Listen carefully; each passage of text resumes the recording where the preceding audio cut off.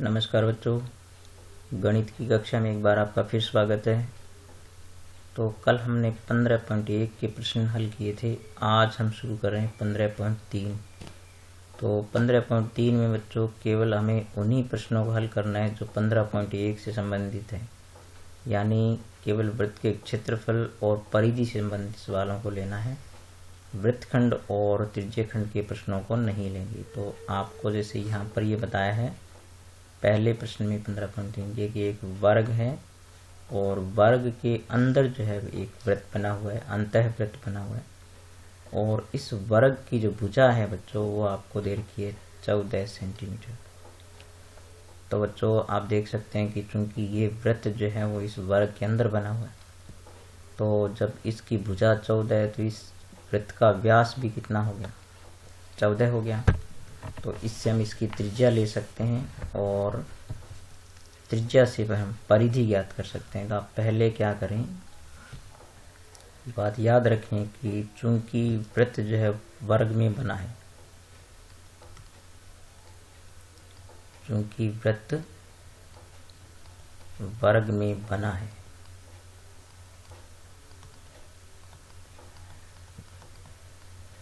इसलिए आप याद रखें कि वर्ग वृत्त का जो व्यास है, इसलिए वृत्त का व्यास है ना बच्चों वो किसके बराबर होगा, वर्ग की भुजा के बराबर होगा। ठीक है, तो इस प्रकार आप देख सकते हैं कि इसलिए व्यास कितना हो गया, इसलिए व्यास हो गया 14 सेंटीमीटर। तो बच्चों त्रिज्या जो है वो व्यास की आधी होती है, त्रिज्या बराबर होगी व्यास बटे 2, यानी 14/2 बराबर कितनी आ गई, 7 सेंटीमीटर। तो इस प्रकार से त्रिज्या ज्ञात हो गई, और इस त्रिज्या से बच्चों हम क्या ज्ञात कर सकते हैं, परिधि ज्ञात कर सकते हैं।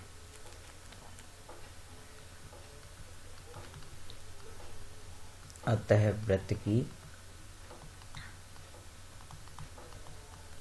परिधि कितनी हो गई, तो परिधि क्या होती है 2πr होती है। तो 2 × 22/7 × 7 होगी त्रिज्या। से बच्चों 7 7 कट जाएगी तो ये कितनी आ गई आपके पास, 44 सेंटीमीटर आ गई। तो बस इसमें जो एक बात आपको जो महत्वपूर्ण याद रखनी है वो क्या है कि वृत्त का व्यास जो है वर्ग की भुजा के बराबर होता है यदि वो वृत्त जो वर्ग के अंदर बना हुआ है। तो इस प्रकार आपने देखा कि ये जो इसका व्यास है वो कितना हो गया था, यहाँ से लेकर के यहाँ तक ये पूर्ण व्यास जो वो कितना हो गया था, 14 का। तो त्रिज्या कितनी होगी बच्चों इसकी, ये हो गई आपके पास 7 यहाँ से। तो बस ये समझने वाली बात थी इस प्रश्न में।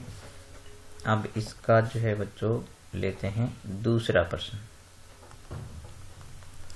तो बच्चों दूसरे प्रश्न में आपको ये कहा है कि एक वृत्त की परिधि और त्रिज्या का अंतर।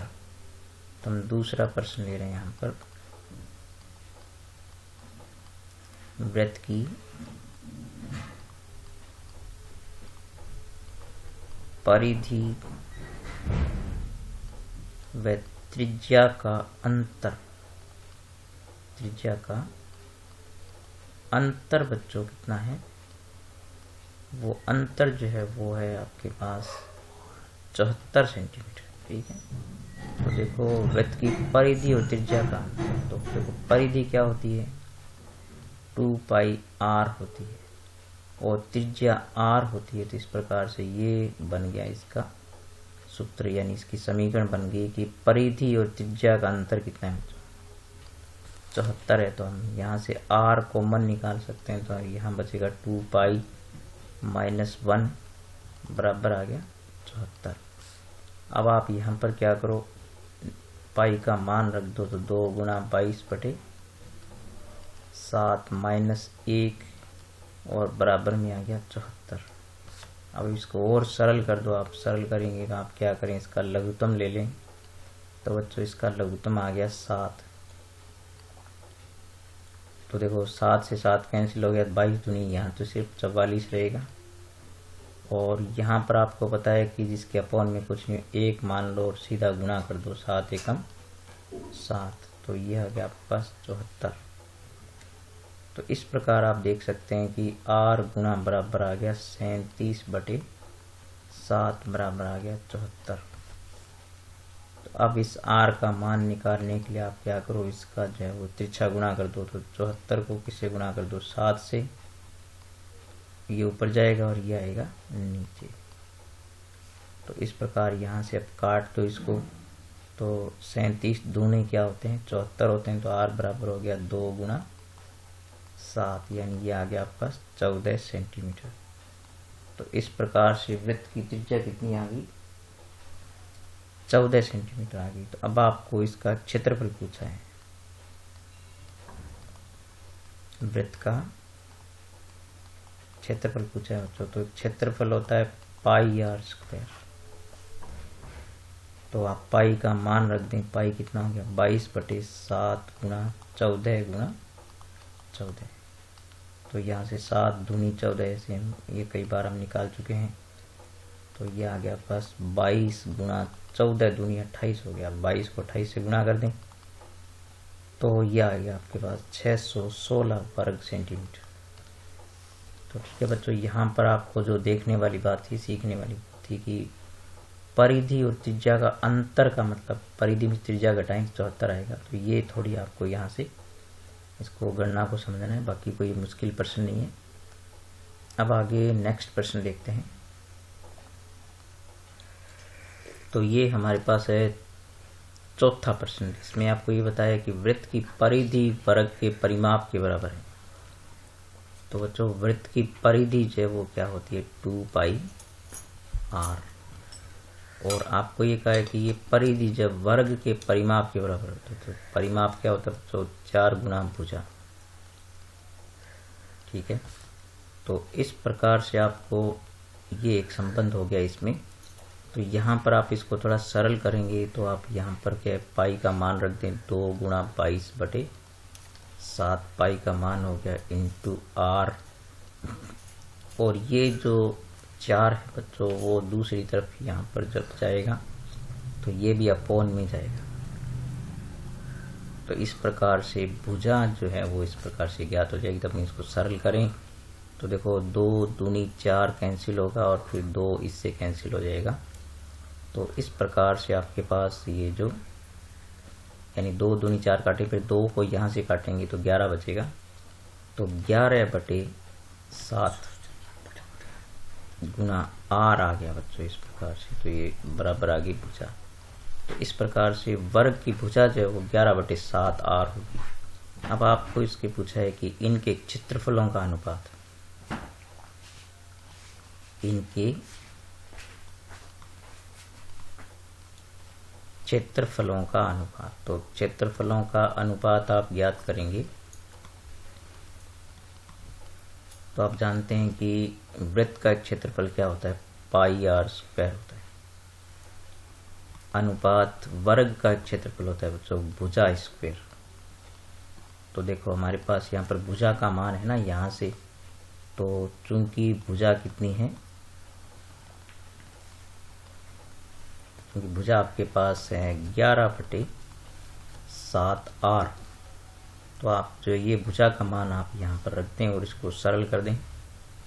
तो यहाँ पर रखते हैं तो ये देखो पाई का मान रख दो आप यहाँ पर 22/7 इंटू क्या है आपके पास r स्क्वायर यहाँ पर, और अनुपात हो गया यहाँ पर, और भुजा स्क्वायर यानी 11/7 का क्या हो गया, r का हो गया स्क्वायर। अब आप स्क्वायर कर दें इसका तो 22/7 गुणा r स्क्वायर बराबर आ गया। देखो 11 का वर्ग करेंगे तो 11 गुना कितना हो गया 11, और बटे 7 गुना 7, और 7 में हो गया r स्क्वायर। तो ये यहाँ पर अनुपात है। अब आप यहाँ से इसको सरल करें बच्चों तो ये यहाँ से हम 7 को 7 से काट सकते हैं, r स्क्वायर को r स्क्वायर से काट सकते हैं। जैसे हमने क्या किया, यहाँ से ये r स्क्वायर है ना, ये r स्क्वायर से कैंसिल हो जाएगा, ये 7 यहाँ से कैंसिल हो जाएगा, और 11 दूनी क्या हो गया 22 हो गया। तो यहाँ पर आपके पास 2 बचेगा, और यहाँ पर आपके पास बचेगा 11/7। तो इसको तिरछा गुणा करेंगे तो बच्चों यहाँ पर अपने देख सकते हैं कि ये बच गया आपके पास, यहाँ तो 2 बचेगा और यहाँ आपके पास है 11/7। तो अब इसको इसके अपॉन में 1 लेकर के आप तिरछा गुणा कर दो। तो इस प्रकार से ये आ गया आपके पास 7 दूनी 14:11। तो इस प्रकार से क्षेत्रफलों का अनुपात क्या आ गया, 14:11 हो गया। अब हम नेक्स्ट क्वेश्चन लेते हैं। तो ये हमारे पास छठा प्रश्न है बच्चों। इसमें आपको ये कहा है कि एक वृत्त के अंदर एक वर्ग बना हुआ है, जैसे आप देख सकते हैं ये। तो जैसे ये वर्ग हो गया इस वृत्त के अंदर, जैसे ABCD को हम ये ले लेते हैं, वर्ग ले लेते हैं। ये इसका वर्ग का ये वर्ग जो है ये हो गया। अब ये वृत्त का केंद्र, जैसे मान लीजिए हम यहाँ पर ये वृत्त का केंद्र है। तो यहाँ पर हमारे पास जो पहला सवाल था वो था बच्चों वृत्त के बाहर जो है यानी वर्ग में वृत्त बना हुआ था, यहाँ पर वृत्त में वर्ग बना हुआ है बच्चों। तो यहाँ पर आपको एक चीज़ समझनी होगी कि जब वृत्त के अंदर वर्ग बना हो तो वृत्त का जो व्यास होता है ये वाला AC, वो वर्ग के विकर्ण के बराबर होगा। तो यहाँ पर आपको ये दे रखा है कि जो वृत्त की त्रिज्या है, यानी ये त्रिज्या जो आपको कितनी दे रखी है, 8 सेंटीमीटर दे रखी है, इतनी यहाँ से यहाँ तक। तो आप जानते हैं कि ये भी यहाँ तक कितनी होगी, 8 ही होगी। तो इस प्रकार से इसका पूरा जो विकर्ण है वो कितना हो जाएगा, 16 का हो जाएगा। तो आप यहाँ पर ये बात लिखें कि चूंकि वर्ग जो है वो वर्ग वृत्त में बना है, ठीक है। तो आप याद रखें यदि वर्ग वृत्त में बना है तो वर्ग का जो विकर्ण है, ठीक है, वर्ग का विकर्ण यानी वर्ग के विकर्ण की जो लंबाई है वो जो है वो किसके बराबर होगी, वृत्त के व्यास के बराबर। वृत्त का व्यास ये होगा बच्चों। तो वर्ग का विकर्ण जो है आप यहाँ देख सकते हैं कि AC हो गया। तो AC बराबर क्या हो गया, व्यास यानी 8 + 8 बराबर कितना हो गया, 16 सेंटीमीटर हो गया। तो ये वृत्त का क्या हो गया, ये वर्ग का व्यास हो गया। अब आपको यहाँ पर एक बात और ध्यान रखने की बच्चों की वर्ग की जो भुजा और विकर्ण में एक संबंध होता है, उसको आप हमेशा याद रखें कि वर्ग की जो भुजा होती है, वर्ग की भुजा, तो वो जो है और वर्ग के विकर्ण में एक संबंध होता है। तो वर्ग का जो विकर्ण होता है, तो यहां से अपने लिखते हैं कि वर्ग का विकर्ण, वर्ग का विकर्ण बच्चों होता है, उसका सूत्र होता है भुजा √2। यानी भुजा को किससे गुणा कर दो, √2 से गुणा कर दो तो उसका विकर्ण आ जाता है। तो हमारे पास चूंकि विकर्ण कितना है, 16 है बच्चों यहाँ पर। तो यहाँ पर हम ले सकते हैं भुजा √2 बराबर 16। तो इस प्रकार से वर्ग की भुजा कितनी होगी, इसलिए वर्ग की भुजा होगी आपका 16/√2। तो इतने सेंटीमीटर क्या होगी इसकी भुजा होगी। तो आप इसको गौर से देखें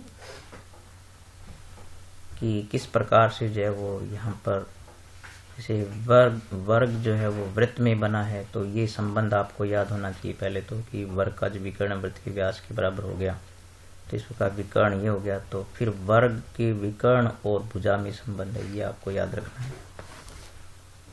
फिर आपको इस सवाल में पूछा है वर्ग का क्षेत्रफल, वर्ग का क्षेत्रफल। तो बच्चों वर्ग का क्षेत्रफल भुजा स्क्वायर होता है। तो वर्ग का क्षेत्रफल होता है भुजा स्क्वायर। तो भुजा आपके पास कितनी है, 16/√2। तो इसका स्क्वायर करेंगे तो आप इसको 2 बार गुणा में लिख दें, 16/√2 × 16/√2। तो 16 गुना करेंगे कितना हो गया 256, और √2 को √2 से करेंगे 2 आ गया, तो ये आ गया आपके पास 128 वर्ग सेंटीमीटर। तो इस प्रकार से बच्चों आज जो हमने इसके 1 से लेकर के 6 तक प्रश्नों का लिया। 5वां प्रश्न जो संकेंद्रीय वृत्तों वाला बच्चों वो पहले कर चुके हैं, तो वो आप खुद कोशिश करेंगे, और जो वृत्तखंड त्रिज्यखंड से संबंधित प्रश्न है वो छोड़ दिए गए। तो इसके आगे कुछ क्वेश्चन और है जो महत्वपूर्ण प्रश्न है, इसको जो मैं आपको कल बताऊंगा। तो ठीक है, आप इन वीडियो को बार बार देखें और इन प्रश्नों को करें। छोटे छोटे प्रश्न ही आप आराम से कर सकते हैं इनको। तो इनको, और क्षेत्रफल इसमें जो कोई सूत्र हैं वो भी आपके लिए नए नहीं है, तो ये आप थोड़ा सा इनको सरल करना सीखें तो आपसे आराम से होने वाले। ठीक है बच्चों, मिलेंगे अगले वीडियो में, तब तक नमस्कार।